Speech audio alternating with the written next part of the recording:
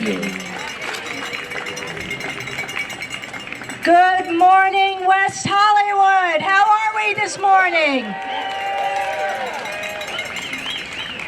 Why are we here? Because we love our country.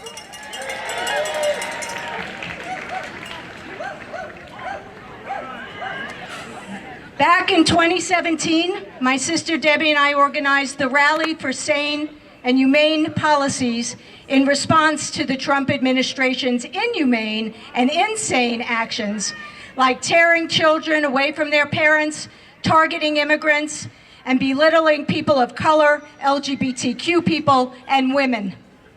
In 2024, much to our dismay and disgust, this vile person got reelected, even after inciting a violent insurrection, taking classified documents from the White House, being convicted of 34 felony counts, and found guilty of sexual assault and defamation in the E. Jean Carroll case. Unbelievable, right? In Trump's second term, the cruelty and chaos have only escalated. In June of 2025, we organized the first No Kings rally. We thought things couldn't get worse, but they have. Since June, Trump has released his ICE thugs on citizens and vulnerable communities. He's alienated our allies. He's threatened to invade Greenland, interfered with other countries' governments, not because he cares about democracy, but so businesses he profits from can benefit. He's taken away our health care from millions of people, shut down research, made us more vulnerable to disease, created an unstable economy, enriched himself, his family, and his friends, and started a war in Iran. And then there's the Epstein files. I don't know about you, but I'm exhausted. Just reading this, I'm exhausted. But not so exhausted that I am willing to give up our freedoms, our constitutional rights, especially our right to vote, and our democracy. So thank you for joining us today. You are what makes West Hollywood a beacon of hope and a place where we all want to be. I want to thank in advance our inspiring speakers, some of whom you will recognize from our June event. I want to thank the City of West Hollywood, my council colleagues, our fabulous city staff, and our public safety partners who keep us safe. Give them a hand, absolutely. Don't be shy. Don't start now. I want to thank Indivisible West Hollywood for joining us, volunteering their time for this event and spreading the word. I want to thank Diane, Hubka, and band members for bringing us together with music. And I want to thank Jim Bar-Weho for donating some water for the speakers. I want to thank my amazing sister, Debbie Meister, for attending all the mobilized meetings and helping to produce this event and keep us on track. Unfortunately, Councilmember Laura Friedman, who was scheduled to be here today, could not make it. She's stuck in DC, where an extremely important vote is happening. So we need her there. We need her voice there. Her voice is our voice.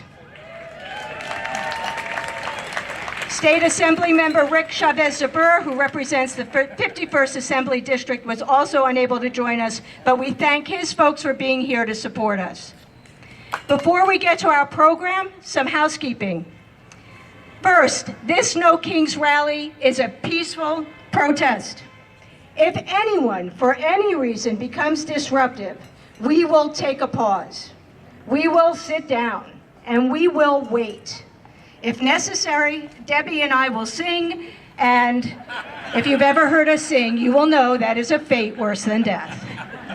So please, let's celebrate our solidarity and leave this rally knowing that the only disruptor today, and apparently every day, is Donald J. Trump. Again, thank you all for being here, and thank you for your commitment to democracy. Without further ado, I'd like to introduce my co-host, law professor, iconic leader of the LGBTQ community, longtime council member, and the mayor of the city of West Hollywood, John Heilman.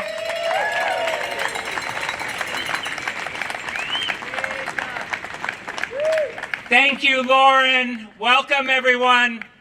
Welcome to the Resistance. Thank you to Lauren and her sister Debbie for bringing us all here together. And our entire city council is here. Vice Mayor Danny Hang, Councilmember John Erickson, Councilmember Chelsea Byers, and we also have three former mayors here. I see Steve Martin in the crowd. Former Mayor Abbe Land is here. Former Mayor John Duran is also with us. We also have lots of city commissioners, but I have a couple of disclaimers. Number one, this is not a city-sponsored event. It is a private protest. And number two, I have to say this, I am here only in my capacity as an elected official and not in my capacity as a law school professor. And I have to say that because of the Trump administration's relentless attacks on higher education and academic freedom. Can we go off topic for 1 minute? Yes, on Thursday, the Metro Board approved a K-line extension to West Hollywood. So in the future, we'll be able to get to the Hollywood Bowl, Cedars-Sinai, to Inglewood, to the Grove, and if we have to have another protest, we can all come here on Metro. So thank you to everyone here who's been part of that fight. I really struggled with what to say today. I thought about, maybe I'll talk about their intentional incompetence, right? So putting people like that heroin-using Secretary of Health, Robert F. Kennedy Jr., in charge of our health. Last year, there were 2,200 plus cases of measles, plus 3 deaths, and he is directly responsible for that. And this year, we already have more than 1,500 cases of measles, a disease that was once eradicated in the United States. I could talk about the completely unqualified Fox News commentator, Pete Hegseth. Yeah. And how almost immediately after taking charge, he shared confidential military information on a group chat and thereby endangered our military. And I could talk about that dog killer, Kristi Noem, but fortunately she's gone. But we'll see her on Fox News, right? And I don't want to talk about that. Everyone knows they're incompetent. It was intentional. We could talk about their fiscal mismanagement, how Trump gave huge tax breaks to the wealthy, unlawfully imposed tariffs that we all now are going to have to pay, and then started a war which has driven up gas prices and cost enormous heartbreak to those who have savings. We could talk about their fiscal mismanagement, but it's really part of the Republican Party playbook. They do this all the time. Tax breaks to the wealthy, invade a country in the Mideast, and then blame the Democrats when the Democrats have to clean up their mess. Nothing new here. I could talk about their relentless attack on the LGBTQ plus community. They've actually erased all references to the LGBT community on every federal website. They've defunded all sorts of programs, HIV prevention programs. They've defunded youth suicide hotlines for the LGBTQ community. They've actually, in one state, passed a bill that would prevent transgender people from using a restroom, any restroom, in public.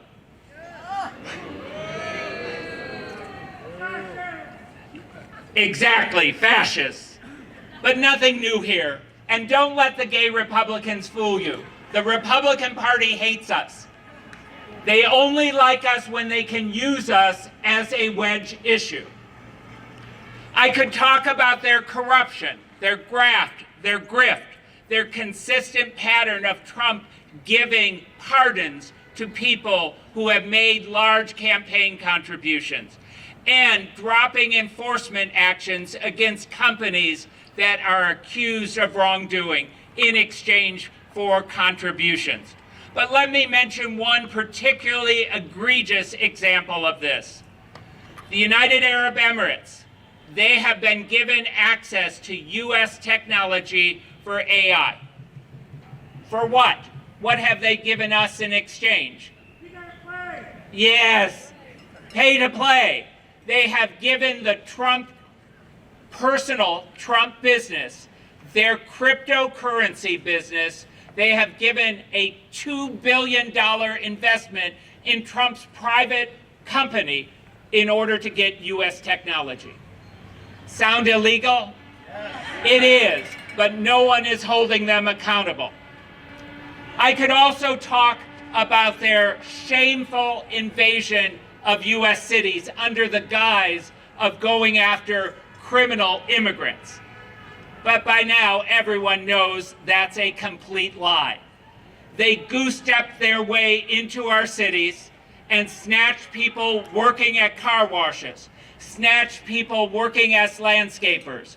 They've targeted people who are almost exclusively brown and black. We know what's going on here. This is just Stephen Miller and Donald Trump's racism on display. Nothing new here. So what do I want to talk about? I don't want to talk about the Trump administration and all his sycophants. I don't want to focus on their evil and mendacity. I want to talk about resilience and hope. Remember, it took 73 years in this country for women to get the right to vote. It took years and years for us to get marriage equality. It took many years for the federal government to even recognize AIDS when all of us in our community were suffering and dying. And remember, our struggle against racism is still not done. It is worth fighting for good things. The struggle may be long, but it is worth it. Despite all of our challenges, despite the backsliding, we should have hope. Even the MAGA Republicans now realize they've been sold a load of crap. In November, we are going to take back the House of Representatives.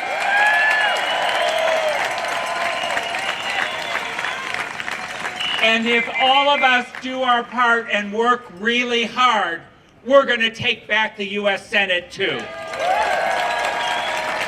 We need to remind everyone throughout this country that no single elected Republican official has consistently stood up to Trump.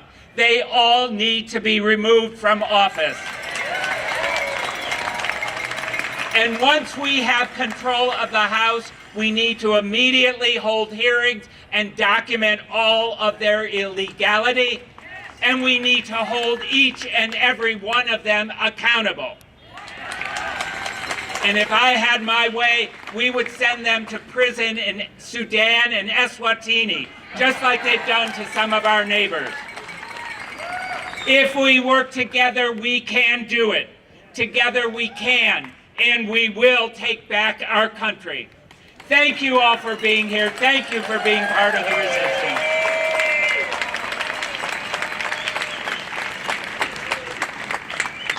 And you're not done with me yet, because it's my job now to introduce Professor Justin Leavitt, constitutional law professor at Loyola. He is a nationally recognized scholar of constitutional law. He served as the White House first senior policy advisor for democracy and voting rights from 2021 to 2022. He previously served as a deputy assistant attorney general in the Civil Rights Division of the United States Department of Justice. And he was primarily responsible for working on voting rights and protections against employment discrimination. He's now back teaching at Loyola, teaching constitutional law, teaching election law, but he is not here as a representative of Loyola Law School. Please join me in welcoming Justin Leavitt.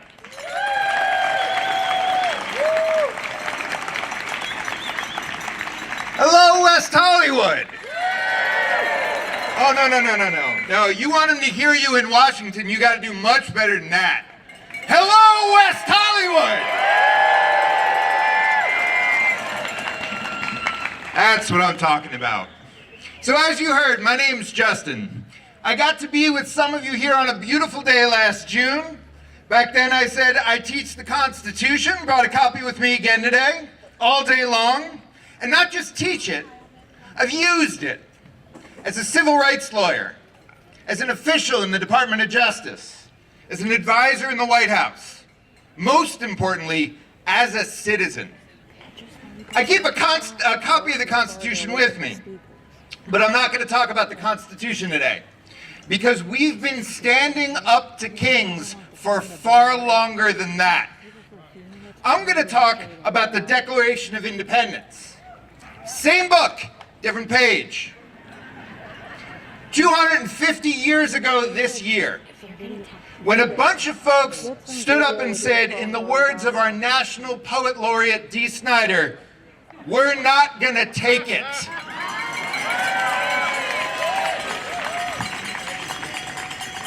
They said, "We hold these truths to be self-evident, that all men, short-sighted, all people are created equal, that they're endowed by their Creator with certain unalienable rights, and among these are life, liberty, and the pursuit of happiness. And when government forgets those principles, when someone calling himself a king engaged in a long train of what they called abuses and usurpations, the people stood up and called it out. They told the world about a list of abuses by this person calling himself a king 250 years ago. They said the following: he has limited trade with all parts of the world.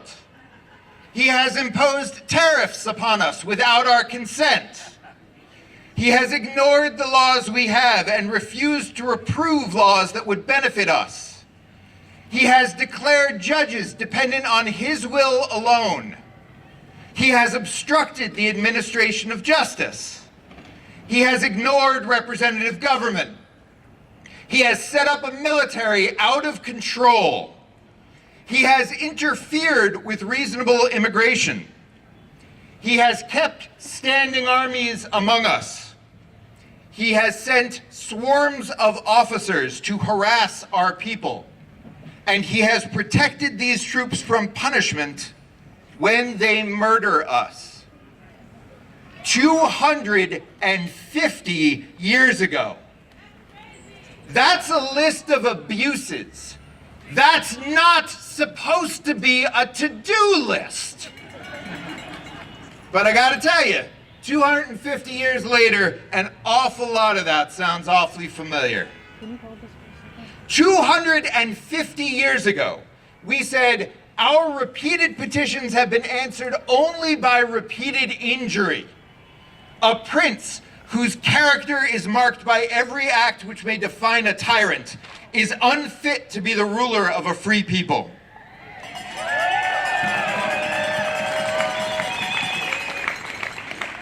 From time to time, we get called up to stand up and say, we're not gonna take it.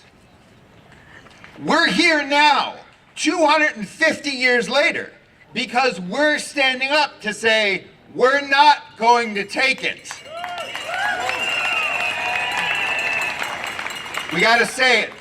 We gotta say it over and over and louder, because it turns out that we actually have the power to force them to listen. They work for us. That's the way the government's supposed to work. They work for us. And if we don't like how this is working, we get to change who we hire to do the job. We get to elect members of Congress who stand up to people who want to be kings. We get to elect governors who stand up to people who want to be kings. We get to elect state legislators and mayors and vice mayors and council members who stand up to people who want to be kings. And that matters. It matters so, so, so much because we're in charge here. Right now, the president wants you to think that he's in charge. He wants it to be all about him. It's exhausting how much he wants it to be all about him, but it's never been all about him. I'm not up here for him. I'm up here for us. And as someone who works on the election process day after day, all day, every day, I'll tell you something else. The president talks an awful lot about what he wants to do with our elections. We put the president in charge of a lot of stuff, but we have not put him in charge of our elections. He's not in charge of our elections. He's not in charge of our voice. He's not in charge of us. Our elections belong to us. I used to work in the White House, and here's a simple fact. The White House can't shut down elections. The White House can't run elections. The White House can't control elections. Now, I'm a lawyer. A lot of the time, lawyers say the White House can't do something. What they mean is he's legally not allowed. And I know. Sure looks like this president is doing a lot of stuff that he's legally not allowed to do. But when I say the White House can't control elections, I mean something different. I don't mean he's not legally allowed. I mean he actually, really, actually can't. There is no button he can push. There is no lever he can pull. There's nobody he can order to do the things he wants. The people he's trying to order around, the people who do run our elections, those people don't work for him. They work for us. And when they hear someone they do not work for saying something crazy, you know what they do? They just ignore the crazy.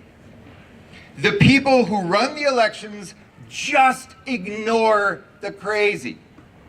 That's a power we have. The president is trying to sell power he does not possess. He's a salesman.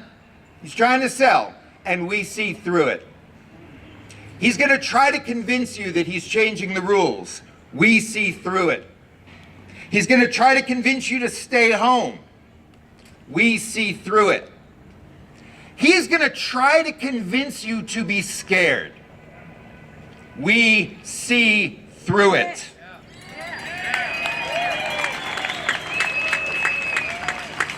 I don't think his sales job is going to work. Are you scared of him, West Hollywood?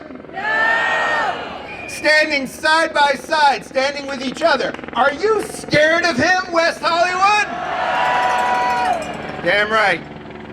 Standing up, calling it out. We've had 250 years of practice for this. Democracy is an action verb. Doesn't just happen. It takes work. But there is power in our presence and power in our voice. And today in West Hollywood, we are unmistakably loud.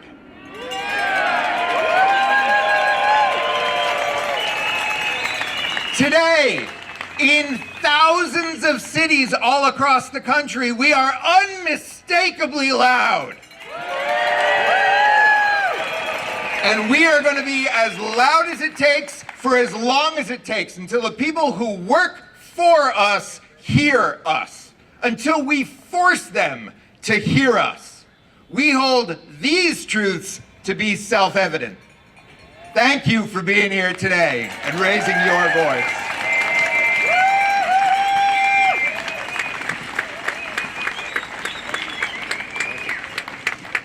Thank you, Justin. And now it's my honor to introduce one of my colleagues, Councilmember John Erickson. He started as an intern at West Hollywood, and now he's serving his second term as council member.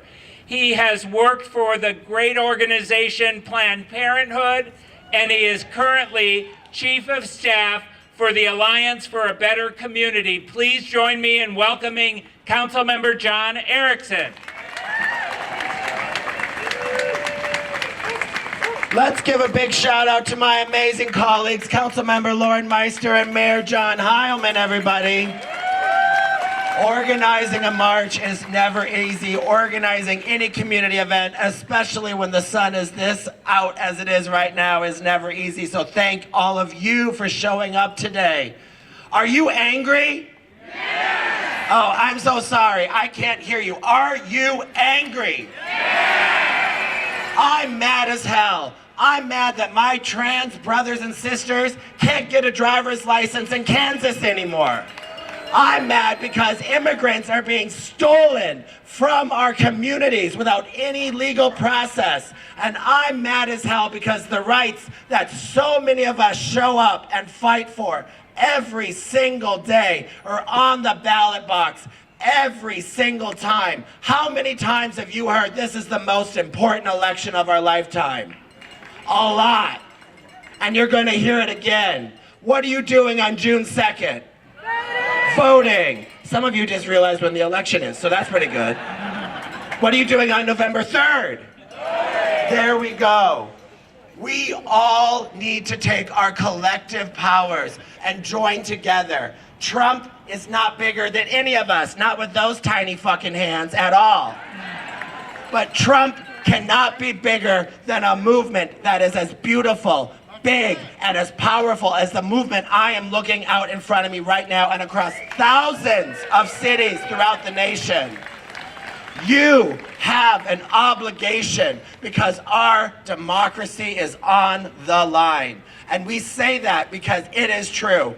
We see that in the city of West Hollywood. He can come for our federal funding to make sure your apartments are seismically fitted. We're trying to keep you safe, and he's playing with your safety.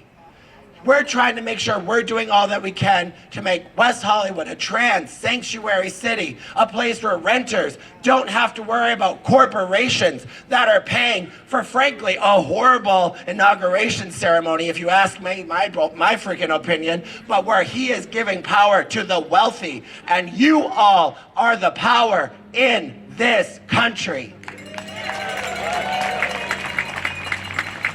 It's no longer time to show up. You have to call everyone in every state that you know and make sure that they are getting out there to vote. From school boards to city councils, to your state representatives, to your congresspeople, to your senators. It all matters. Right now, we are fighting like hell to make sure that we can take money away from DHS because we are seeing the terrorization of our immigrant communities. And it's by 4 votes.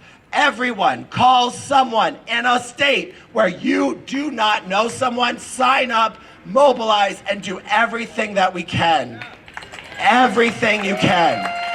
When we say this is the most important election of our lifetime, it is. It is because guess what? He is going to do everything he can to intimidate every person from not showing up. But I just got to let you know, we could be at brunch right now, but you're all here.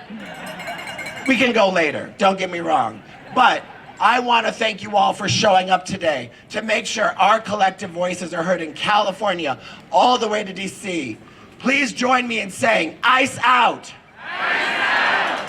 Please join me in saying no cuts to health care. No cuts to healthcare. No cuts to education. No cuts to education. And no cuts to housing. No cuts to housing. And please join me in saying we are going to show up. Show up. We'll get it. Don't worry. Well, what are we all going to do on June 2nd? Vote. Everyone, no thrones, no crowns, no kings, fuck Trump, fuck ICE, show up. And now a much more eloquent and amazing council member. Where did Lauren go? She's right behind me. There you go. Lauren Meister. Thank you so much, Councilmember Erickson. Are we wound up a little bit? I hope so. Diane, Hubka, and the Sun Canyon Band. Give them a hand. Thank you. Oh, great. All right. Band, come back. We can do this later. Well, I can. Okay, let's go. Sun Canyon Band to the stage, please.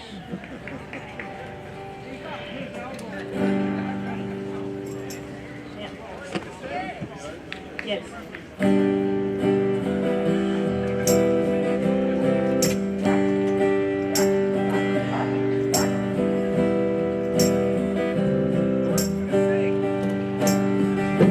People get ready, there's a train a-comin'. Don't need no baggage, you just get on board. All you need is faith to hear the diesels humming. Don't need no ticket, just thank the Lord.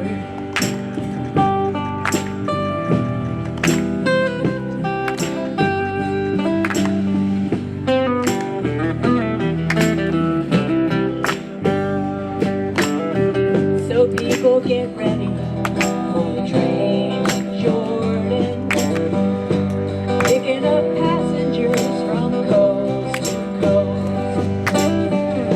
Faith is the key, open the doors of boredom. There's no hiding place among those slow flows.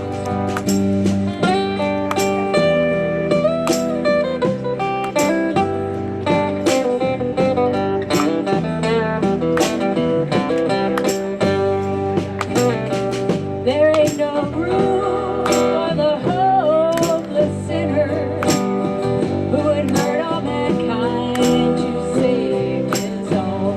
Believe me, have mercy on those whose chances grow thinner. There's no hiding place among the kingdom's throne.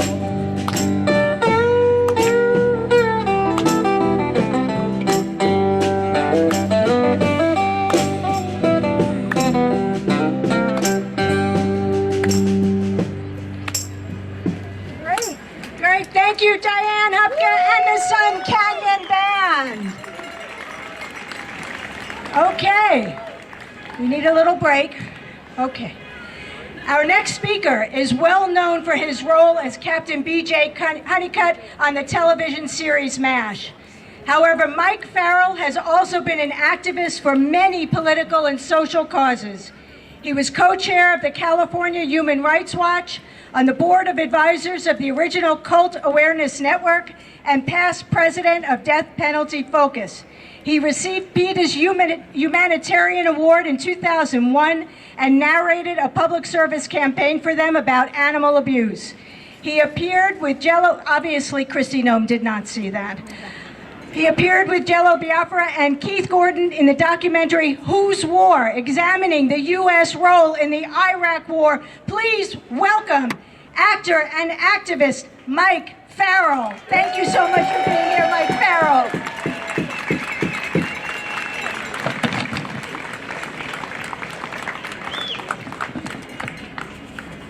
Okay. Hello. Can you hear me? Yes. Thank you, Councilmember Meister, for inviting me back. I'm pleased to be here. I want to thank you, almost all of you, for being here today. It's important that we stand up and declare our opposition to the usurping of power in our country. Our country. We do not need a would-be king. There are no kings in America. We do not accept authoritarian rule, and we will not bow down to those who attempt to force it on us. This is a city known to be open to the LGBTQ plus community and the trans community. Bless you for that. And I thank you. A moment ago, I said thank you to almost all of you. I meant by that, I do not offer a thank you to anyone who might be here, perhaps out of uniform and unmasked, from the Gestapo, also known as ICE, or the Border Patrol, also known as brutes with guns, who might be here spying, looking for decent human beings who are unacceptable to them, who are different.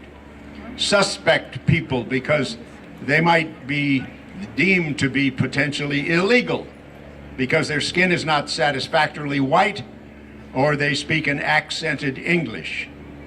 They may also be looking for anyone they decide might be a domestic terrorist because that person may speak words that suggest opposition to the Trump agenda.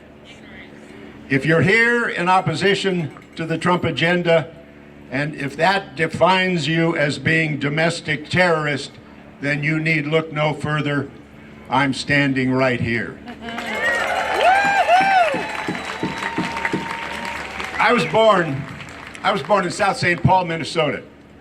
And I can't easily put into words the pride I feel for my friends, my neighbors, and family members who stood up in freezing weather, armed with only whistles and cameras and belief in their own rights, and threw those cowardly, murderous bastards out of their state. My folks brought me here when I was a little kid, and we lived less than a mile from here, at the corner of Rosewood and Almont.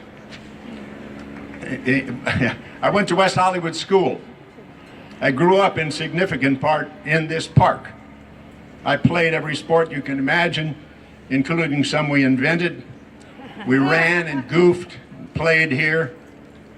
A coach from the office just over there, what used to be a fence,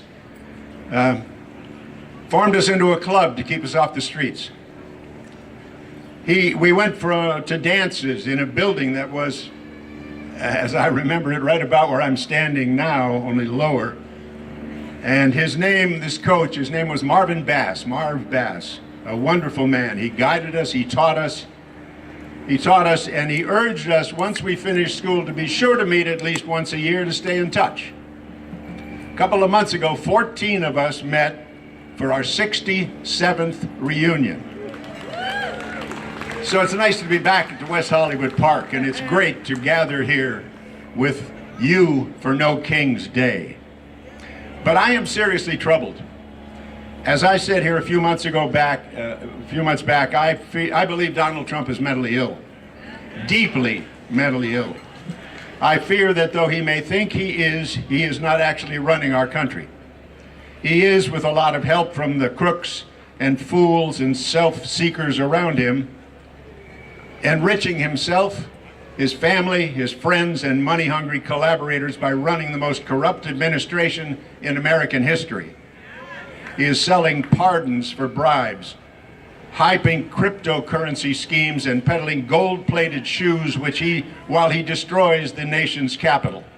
At the same time, too many of his so-called strategic decisions and choices are, in my view, influenced, if not made, by a man named Stephen Miller. Mr. America is for Americans and Americans only. Or Russell Vogt, a Christian nation promoter and a staff of cabinet of sycophants, self-important clowns, and power-mad fools promoting Project 25 and a very un-Christian Christianizing of America. And now, bowing to pressure from the murderous Saudi leader Mohammed bin Salman and the Israeli architect of the Gaza genocide, Benjamin Netanyahu, he has gotten us into a war that he can't call a war because he didn't have the legal authority to launch a war. So he calls it an excursion, as opposed, I suppose, to an incursion, but says it's not a war to the parents of 170 schoolgirls who we killed, along with God knows how many civilians and thousands of American troops the troops of ours who have died, and thousands of American troops. Our idiot, hyper-Christian so-called Secretary of War, who prays for violence and asks God to break the teeth of the ungodly, has sent the region he deems filled with the ungodly, thousands of American troops. This horrific onslaught of anti-human ugliness by the constant lying, cheating, stealing, and murdering is showing the rest of the world that America is no longer the land of the free and the home of the brave. No longer the land of human equality, in which everyone, one's age, one's gender, one's sexual orientations, one's race or belief system, is an equal member of the human community and a meaningful citizen. Well, I, for one, don't accept that. I won't let the lying and cheating and posturing and bullying and sneering steal my country. I won't let the profiteers and the bigots and the con artists and the snakes steal the hopes and the dreams and the sense of pride it meant to be a citizen of the United States of America.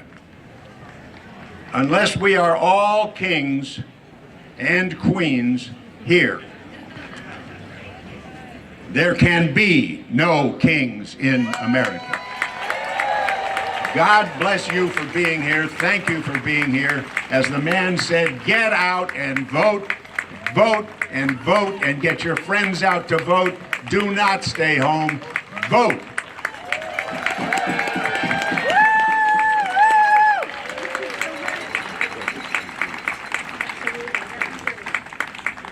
Thank you so much, Mike Farrell. Let's give him a hand.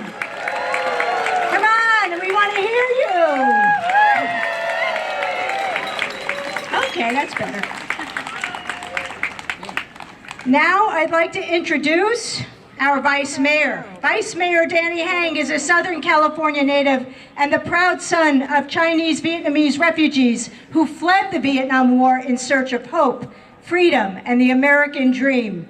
In his day job for Los Angeles County, Danny helps permanently disabled fire and police responders as well as other county employees. He became active in the West Hollywood community and was elected to the West Hollywood City Council in 2024. Please welcome West Hollywood's Vice Mayor, that's the Mayor of Vice, Danny Hang.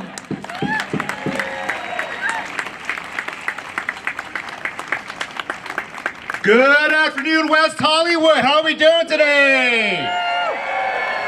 It's so good to see all of you here in a city that just doesn't show up.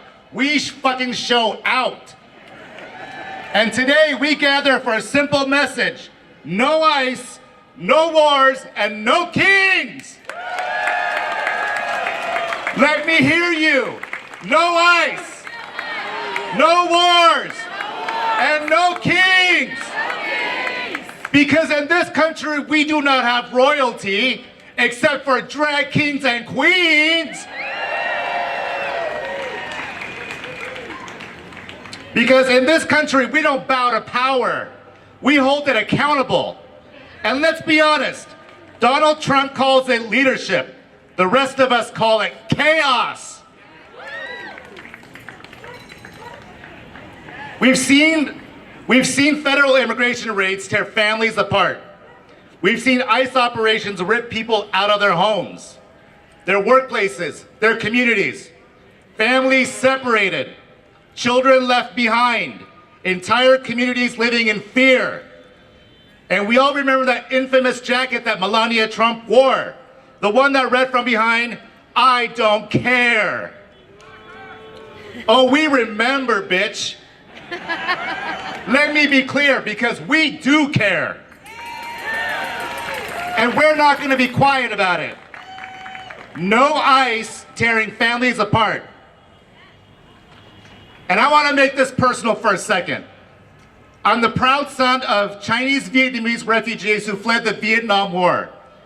My parents fled a war-torn country, not for chaos, but for hope, but for freedom, for opportunity, for the American dream.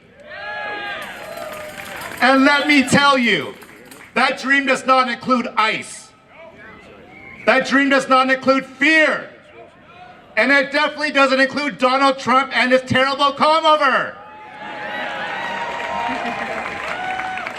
Because right now, it's getting worse. We're seeing crackdowns expand, not just on our undocumented neighbors of our community, but on people who are here legally and trying to follow the process. Protections stripped away, families living in fear, communities destabilized. That's not public safety, that is cruelty. We're seeing chaos at the highest levels of the government. Political games, government shutdowns, workers going without pay. Donald Trump calls that winning. But out here in the real world, housing is up, grocery costs are up, healthcare is up, families are struggling, people are skipping meals, folks are choosing between groceries and healthcare. Meanwhile, the billionaires are doing just fine. And the rest of us, we're just trying to keep up. And we deserve so much fucking better than that.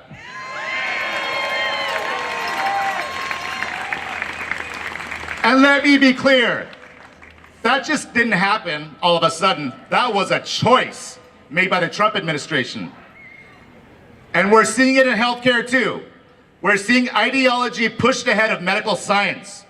We're seeing decisions about people's bodies, their identities, their care, being made by politicians, including a disgraced Kennedy, and not doctors. And when science is ignored, people get hurt. We're seeing reproductive rights stripped away. People losing control of their own bodies. Politicians making deeply personal decisions that should be between patients and their doctors. That's not fucking freedom. And let's talk about our community, because LGBTQ rights, and especially transgender rights, are under attack. And let me say this loud and clear. In West Hollywood, in America, you belong here. No exceptions, no apologies, and no backing down. And this is where you can be exactly who you are. Being seen, being celebrated, and being ready to vogue. Because in West Hollywood, we do not wait for permission. We lead. We're also seeing dangerous decisions that put our service members in harm's way. Without Congress, without accountability. Because no one person should have that kind of power. No kings and no wars. And let's talk about accountability. Because when it comes to the powerful, things get delayed. Things get redacted. They get buried. Yes, I'm talking about the Epstein files. And let me be very clear. This is not about politics. This is about the victims. Victims of abuse. Victims who are silenced. Victims who deserve truth. Victims who deserve justice. And instead of transparency, we see delays. Instead of accountability, we see the protection of the powerful. And people are asking, who's being protected? Because too often, there's one set of rules for the powerful and another for people like you and me. But not here today. Not here today. Because Trump may think the rules don't apply to him, but in this country, they sure fucking do.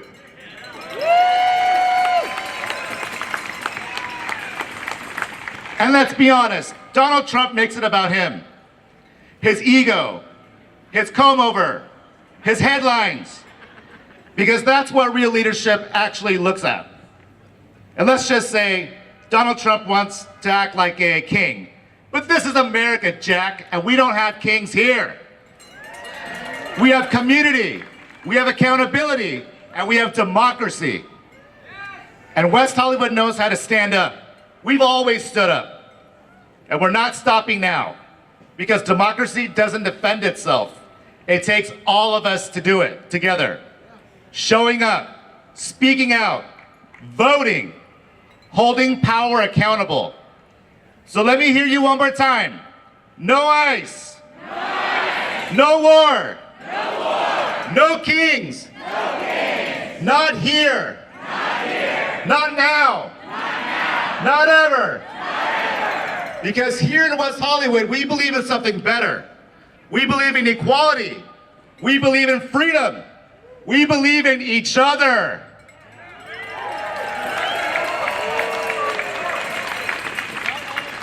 And yes, we believe in a little eyeliner too, don't get me wrong.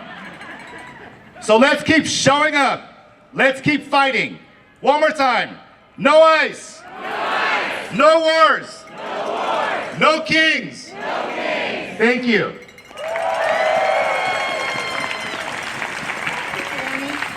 Thank you, Vice Mayor. Now, I'd like to introduce my council colleague, Councilmember Chelsea Byers. Chelsea has long been an advocate for women and girls, the LGBTQ community, and climate action. Elected to the West Hollywood City Council in 2022, Chelsea recently served as the city's mayor. In her professional life, Chelsea is a policy director working for organizations like Welcoming Neighbors Network and Women's Voices Now. Please welcome my council colleague, Chelsea Byers. Good afternoon, West Hollywood. How's everyone feeling?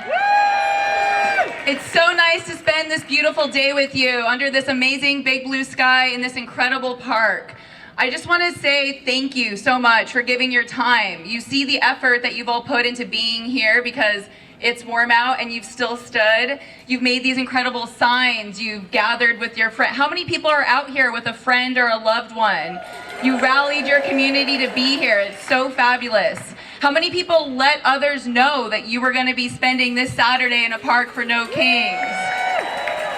You are all incredible movement builders, and showing up today, being a part of this is just that. We're so thankful.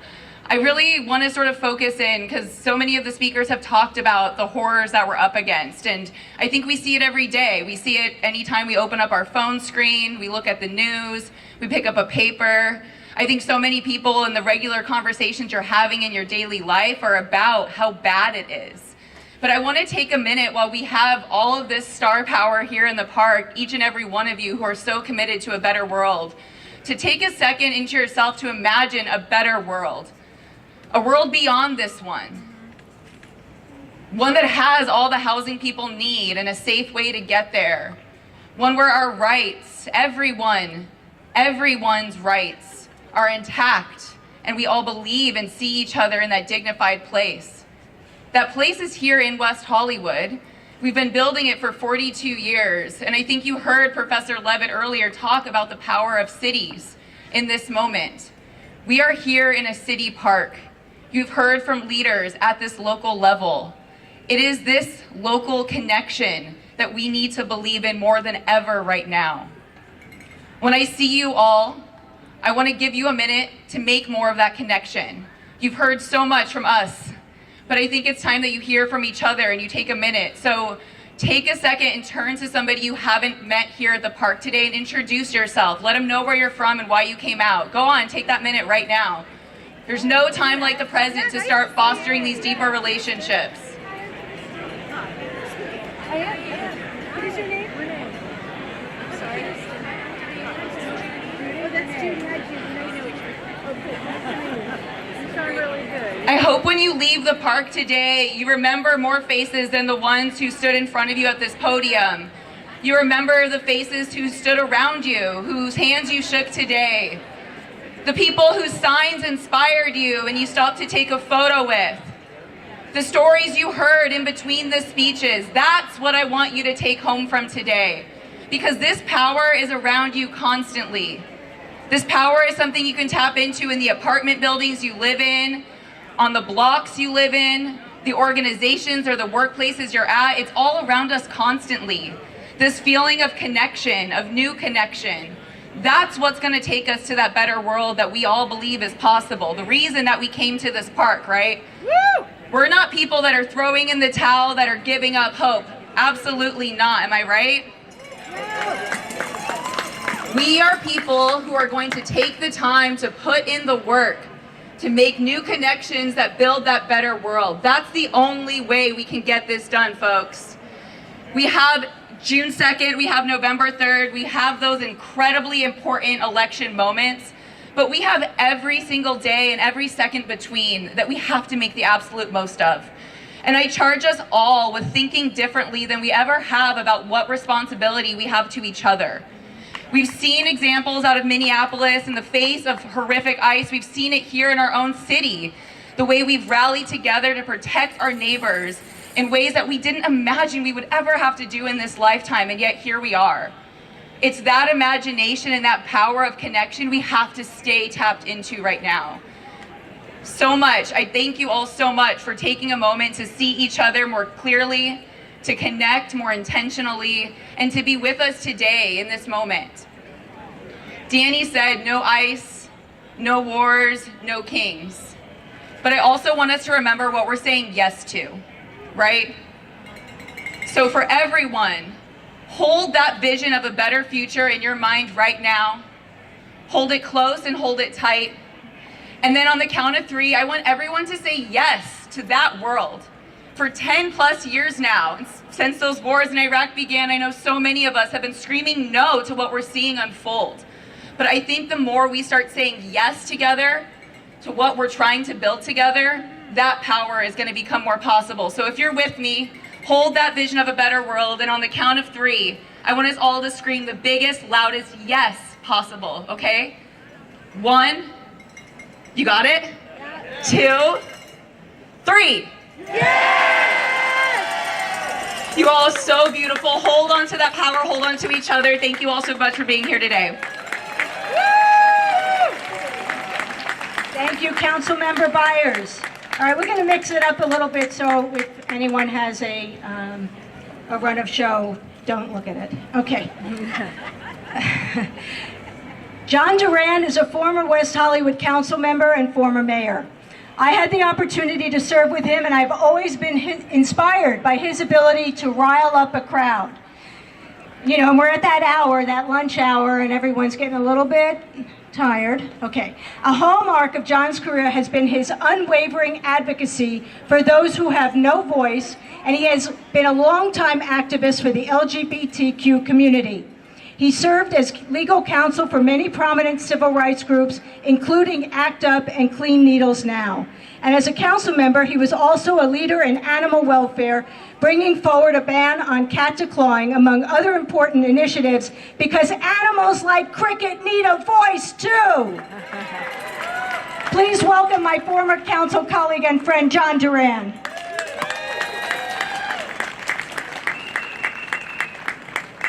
Thank you, Lauren. All right, it's audience participation time. I want you to think about the year you were born, because I want to do a roll call and figure out who is here.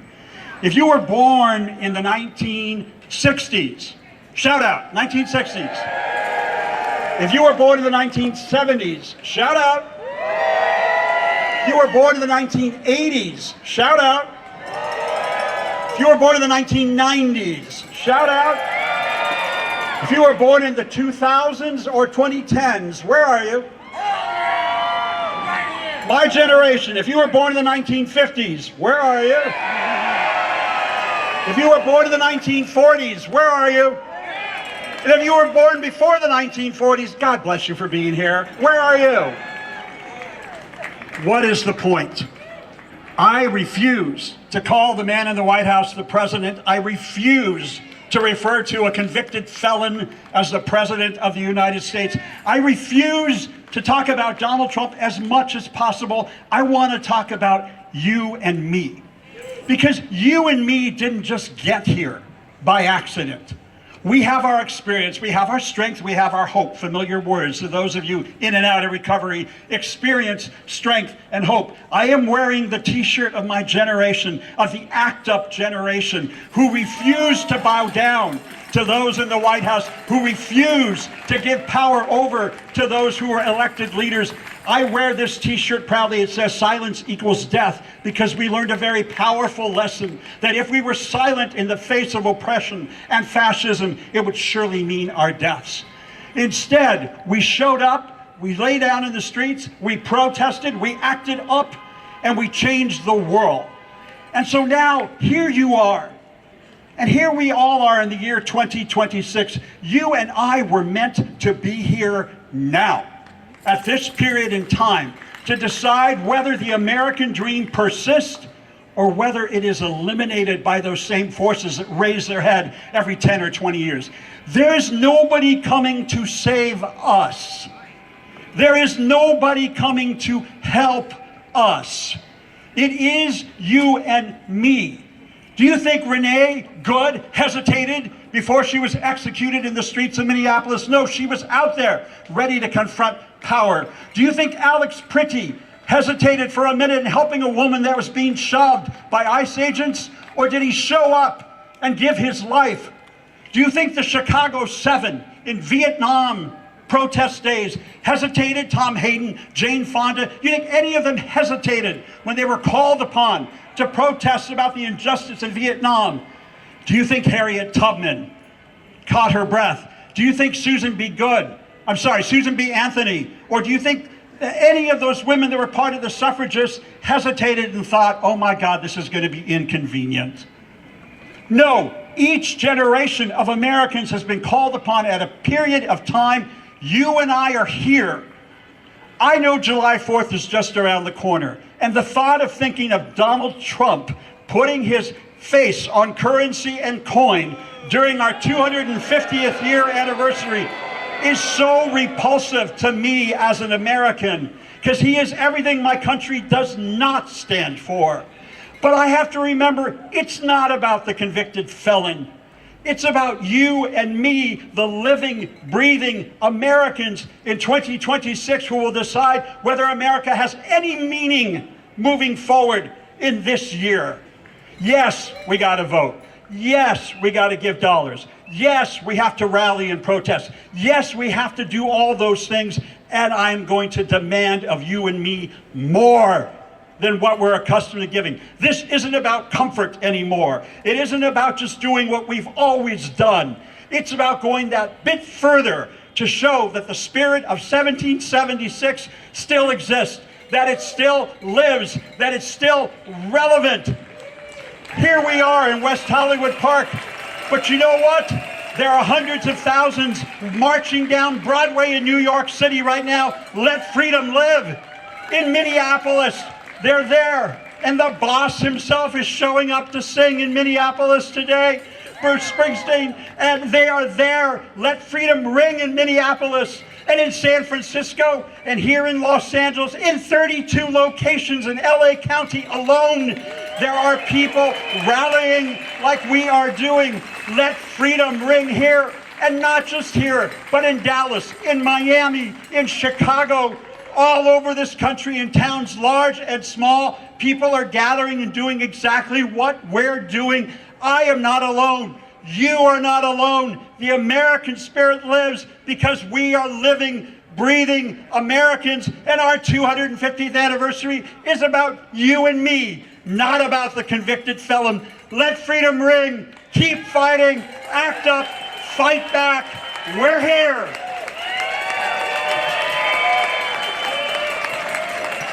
Thank you, John Duran. Our next speaker is a First Amendment and civil rights lawyer and a partner at Davis, Wright, Tremaine. Adam Sieff has defended advocacy organizations, charitable foundations, universities, investigative journalists, and corporate ESG programs against slaps and regulations targeting the First Amendment protected activity. He's also defended organizations like the Southern Poverty Law Center and the Lawyers Committee for Civil Rights in voting and civil rights impact litigation.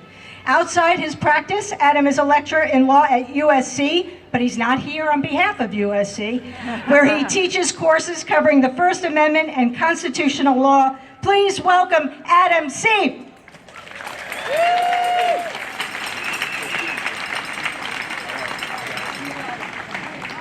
All right. Well, thank you, Lauren, and thank you, West Hollywood. I want to pick up where John left off, taking us back to 1776. Sorry, I'm a little bit taller, so I'm going to make this mic a little bit taller if I could do it. Okay, folks, can you hear me better now? At this very moment, 250 years ago, the men and women who founded our republic were gathered in Philadelphia making plans for independence. What began as a tariff revolt had become a revolution to form a new democratic order, one governed by laws and not kings, by consensus, not force, by reason and not whim, and perhaps most of all, an order united by a common creed, not blood or ancestry. This emerging idea of a creedal America, one based on principle, not parentage, was unique in the world. At the same moment 250 years ago, my family were thousands of miles away from Philadelphia, preparing to observe the Passover, scattered across the thawing steppes of Europe. Persecuted peasants, subject to a czar's imperium. They knew nothing about Britain or America or King George or Parliament. And yet, at that very moment, the people who were founding this country, an ocean away, were envisioning and imagining the possibility that these oppressed people, my ancestors, your ancestors, all of our ancestors, people who could never become Polish or Russian or French or German or Austrian, could nevertheless become Americans. And that all they had to do was commit themselves to its founding ideals of equal freedom, equal justice, liberty under law. That is the majesty of America and the source of our strength. Not the might of our military or the obscene and grotesque concentrated wealth of our biggest corporations, but the gravity and the promise of our ideals. And it's those ideals that are at stake today. You see, the malicious and aggrieved insurgents that have captured our government are not merely working to construct a new authoritarian regime that enables the corruption of one president. They intend to reinvent the very idea of what it means to be an American altogether. Just listen to what the vice president says. We're not a creedal nation, he says. We exist for one people in a specific place.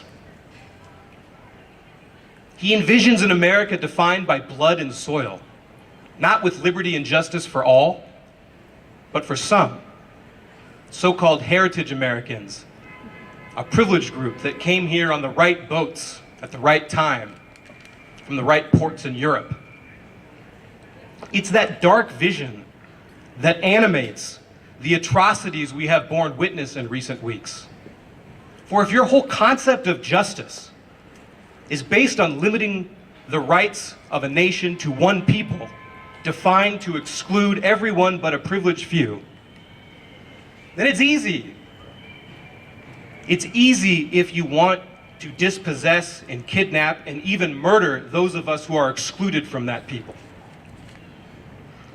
It's what allows an ICE agent to strip a little boy, not older than my son, a toddler, from the arms of his father. What lets Border Patrol agents sleep at night after they've murdered American citizens in cold blood on the side of a street in Minneapolis. Make no mistake, the spectacle is designed to reinforce this hierarchy of human dignity. It exists to normalize the idea that America belongs only to real Americans, and the rest of us must simply suffer the whims and the malice of those to whom it really belongs. All of this is a test. How far will we let them go? What will we let them get away with? What will we put on the line to fight back and defend our republic from this haunting specter far worse than just tyranny? Over the course of a lifetime, we face only a few moments where the decisions we make and the actions we take have the potential to change the course of our nation's history. This is one of those moments. We are neither condemned to accept and hand to our children the ruins of a fallen republic, nor are we assured that we will have much of a republic left to hand them at all. We exist in this indeterminacy, but what we have is the power to change the course of human events. Because power is not a small man sending even smaller men to terrorize the least among us. Power is not starting an idiotic war to make yourself feel strong. Power is in the street. Power is all of us. Power is millions of Americans from Wyoming to West Hollywood coming together as our founders did 250 years ago in parks and in streets, marching down Broadway to tell the rest of the world that there is still an idea of America that is worth fighting for. There is still an idea of America that is worth sacrificing and pledging ourselves for. An America that is open and confident, generous and reliable, abundant, fair and just, a nation unafraid to welcome newcomers, a nation that is ready to adapt and grow, a nation where all people, no matter what boat you came on, have the freedom to live fulfilling lives of meaning according to their own lights, and with the security to take risks and withstand misfortune. Generations of Americans have time and again given all for an idea of America that follows this creedal conviction. An idea that is still as unique and revolutionary today as it was in 1776. An idea that has inspired millions from my family's to yours to seize and commit to the idea of equal freedom and liberty under law.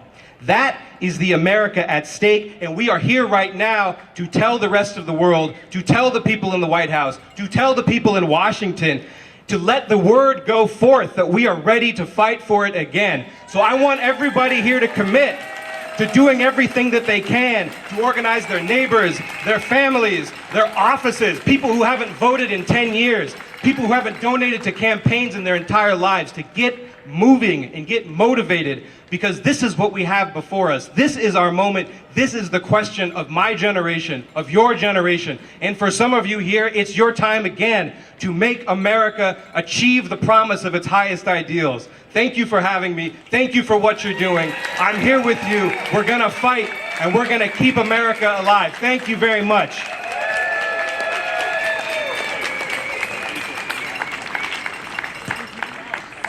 Thank you. It's my pleasure to introduce our next speaker, who became involved in acting as a child to help her overcome her shyness. And you're not going to believe, because she's not shy now. She got her first big break in the theater. You will recognize her for her role as FBI technical analyst Penelope Garcia on CBS's Criminal Minds, as well as the spin-off Suspect Behavior and Beyond Borders. She describes herself as queer as a purple unicorn singing Madonna.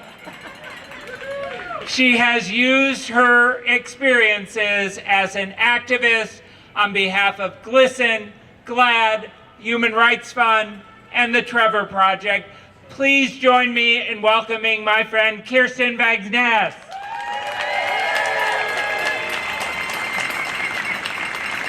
Okay, so you can decide whether this is a true story. I was on the phone sharing my concerns with my senator.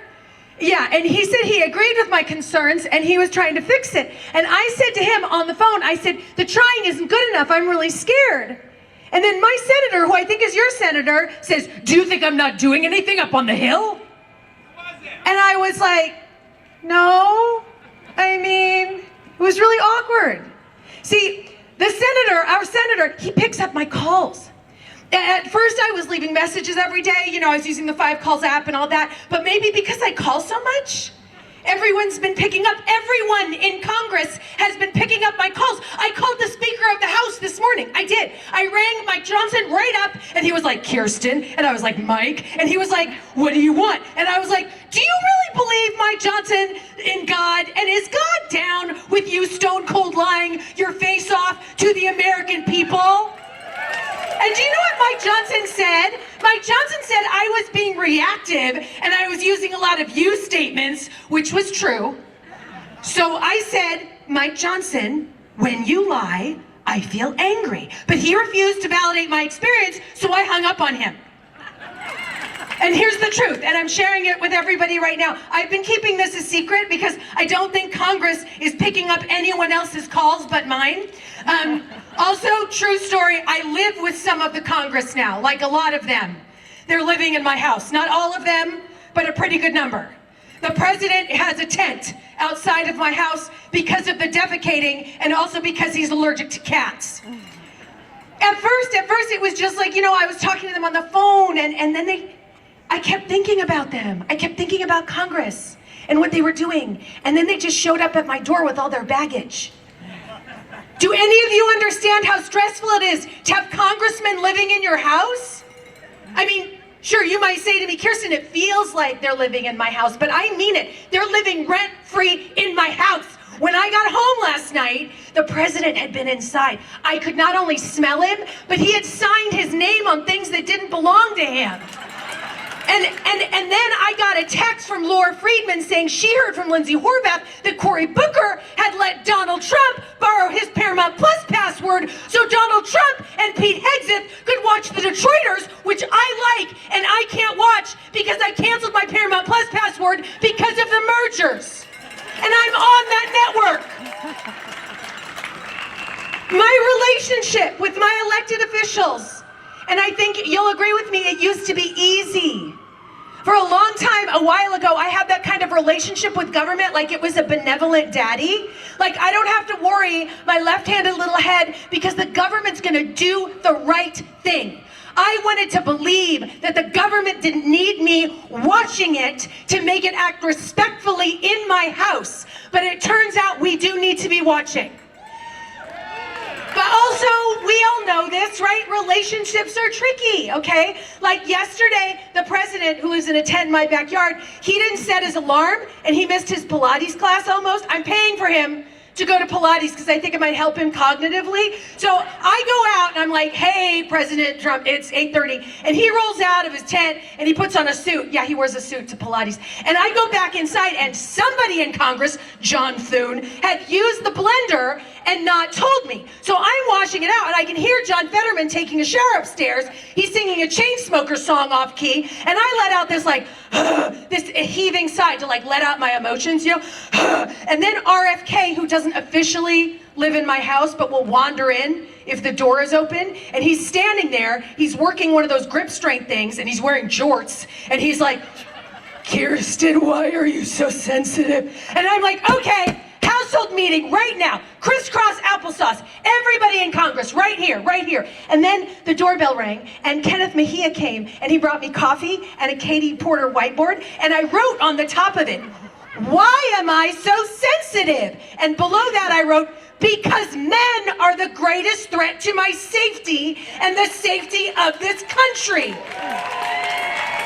And then, you know what happened? All the congressmen just threw up their hands, like, what do you want from us, Kirsten? And then they started threatening to take away my First Amendment rights. And I was like, wait, listen. In this household, I need you to be accountable. I want earnest collaboration with the men and the women and the people in this house. I want the government to marvel at how many ways myself and others are trying to reach out to you. Adam and Mitch and Mike and Eric and Susan and John and Donald and now.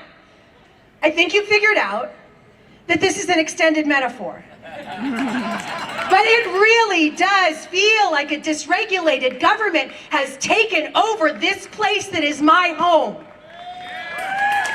We are here, you are here, you all in countless ways, on the daily, in big and small ways, you take care of this country. And it is painful to watch people who live in this country with us try to take it down from the inside.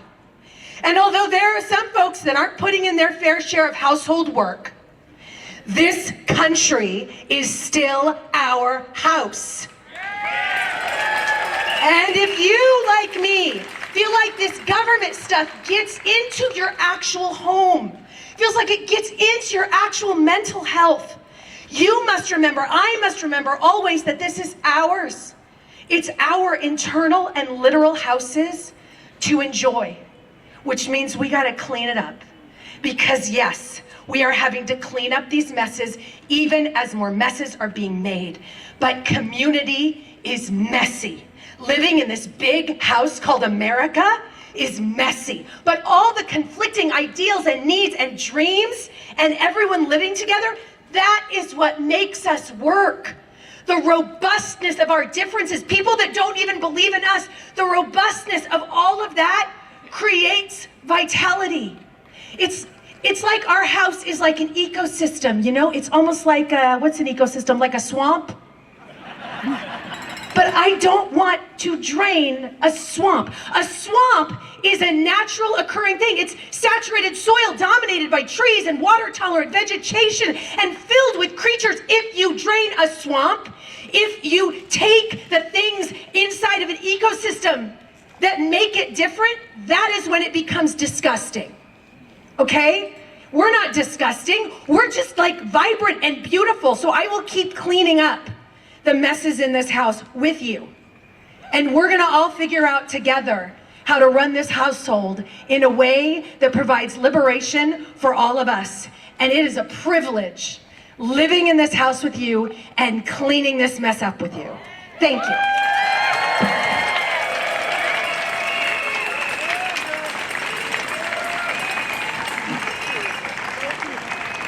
Kirsten, amazing. Thank you as always.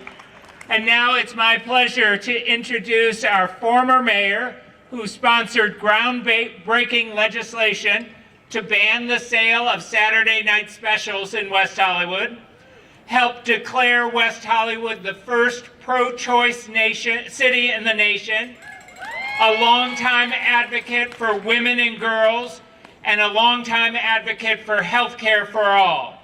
She brings a wealth of experience. She is also one of the organizers of Roar Resistance in West Hollywood. Please join me in welcoming our former mayor, Abbe Land.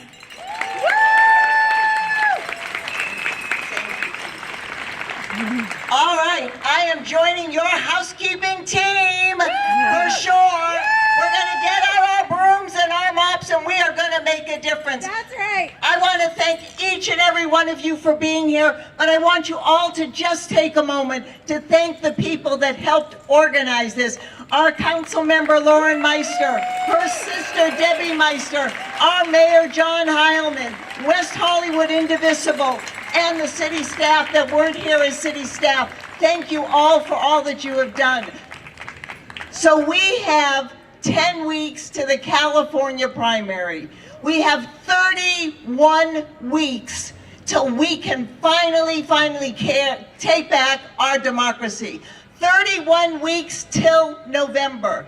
31 weeks for us to be taking action. Because you know what, as you've heard from our speakers, it is up to us. We have to take the action. We have to do what's needed, or we will not win. And not winning is not an option, because we are so close to having that person become the king that we do not want in this country. So for 31 weeks, each and every one of us must figure out what you are going to do.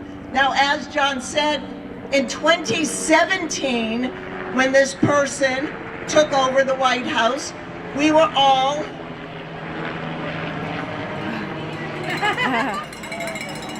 outraged, and many groups sprouted up, including Indivisible, including many groups, and Roar Resistance. Myself, my friend Michael Farrell, and a few of us said, we cannot be silent. We cannot be silent. And we want to roar against what is happening. And henceforth, Roar Resistance. Woo! Any one of you can start something to make a difference. Our Raw Resistance is kind of an indivisible group, but we have members, because of COVID, people moved. But they did not lose their activism. They did not lose their desire to make a difference. And so on the second Sunday of every month, we virtually meet and we talk about the issues and we talk about what actions can we take to ensure that we get back the House and we get back the Senate, and in 2028, we get back that presidency. Where is my friend Karen Ayers? Karen Ayers is here. Karen, every meeting she tells us what's going on and what we can do. Whether it's picking up a phone, a cell phone, whether it's texting, whether it's marching, whether it's going to an event to support one of the candidates that'll either turn a seat blue or keep a seat blue. She's our wealth of information, and she can tell you how to get more involved with Raw Resistance. What I want to leave each and every one of you with is to recognize when we work together, we make the difference. We are winning. We are winning seats. Someone just won in Florida, next to where that guy lives.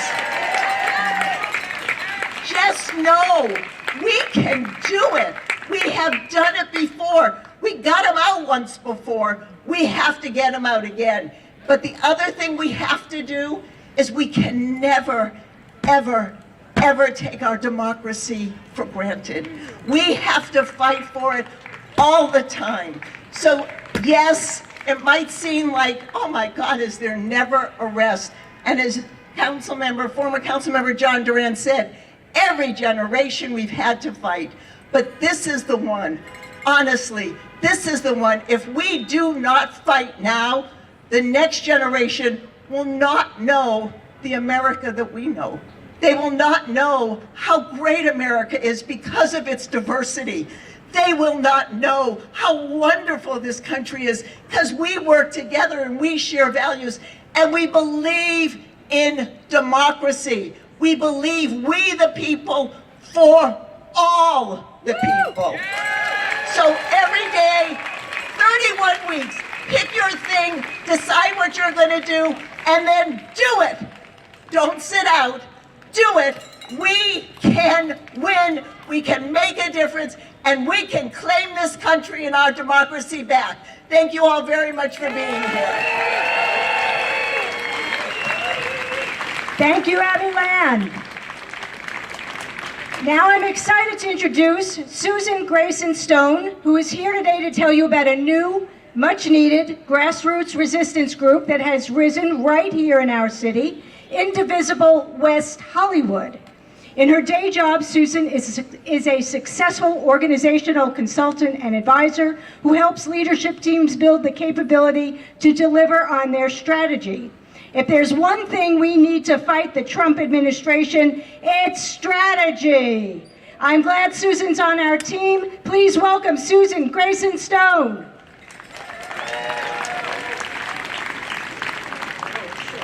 Hi, everybody. Nice to see you all. Do that again. Hi, everybody. How many of you are familiar with the Indivisible organization? It's a pretty good size of the crowd. Okay, for those of you who are uninitiated, Indivisible is a nationwide volunteer grassroots organization that has together been fighting for democracy since 2016. We are a newly formed chapter, West Hollywood Indivisible, and we just started in January. We have 4 mighty people on our leadership team who worked with the city to do this, and I want you to give them a round of applause because they volunteered a tremendous amount of time, passed out some water for you guys, etc. So if you agree with all of the speakers here today, and you want to get involved on a local level, please sign up with West Hollywood, West Hollywood Indivisible. There are people in neon grass, in neon vests that are walking around with clipboards. Since we're a newly formed organization, and this was our first big event, we're now going to sort of put our heads down and figure out exactly what our priorities are going into the election, both for local initiatives, statewide initiatives, and of course, when appropriate, national initiatives. And so please join us. It's a fun group. You'll meet lots of people, and it'll give you a platform to get involved and actually drive change and make a difference and have influence in the community that you live. So, West Hollywood Indivisible, please sign up. Thank you so much for coming. Thank you, West Hollywood Indivisible. Well, Mayor, we're coming Councilmember. to a close of the speaking part of our program. We are so excited that you all came here today to, I want to say celebrate, King's Day, but it doesn't feel like it's a celebration, but it is solidarity, right? And we're here, we're going to fight, we're not going to let them take away our democracy. And I'm going to hand this over to the mayor. Thank you, Mayor. Thank you, Councilmember Meister. Thank you, Debbie Meister, for organizing us. Before we close, I want to acknowledge we have one other special guest here. He was the first openly gay elected council member in New York City. He was the first person in the country elected with HIV. He later became a state senator in New York. He was the champion of non-discrimination in New York State and fighting for marriage equality. My friend Tom Duane is here with us, all the way from New York. Thank you all for being here. Thank you for being part of the resistance. And I look forward to celebrating with you in November when we take back our country. Thank you.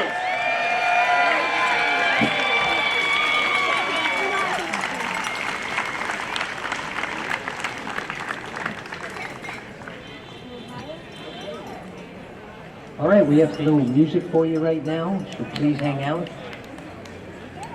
The Sun Canyon Band. Thank you. Thanks for being here.